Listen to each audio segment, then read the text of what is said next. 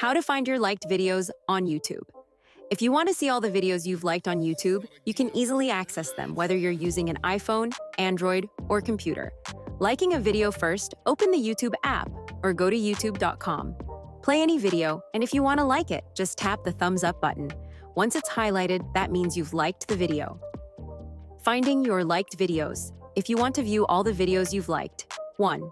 Tap on the U button at the bottom right of the YouTube app. 2. Scroll to the playlist section. 3. Look for a playlist called Liked Videos and open it. Managing your liked videos. Tap on any video to watch it. Tap the 3 dots next to a video to remove it from the list, save it to another playlist, or download it. Your liked videos playlist is private by default, meaning no one else can see it. You'll notice a lock icon at the top confirming that only you have access to it. That's it. Now you can easily find and manage all your liked videos on YouTube. I hope this helps. If it did, consider subscribing my channel. It really supports me. Thanks for watching.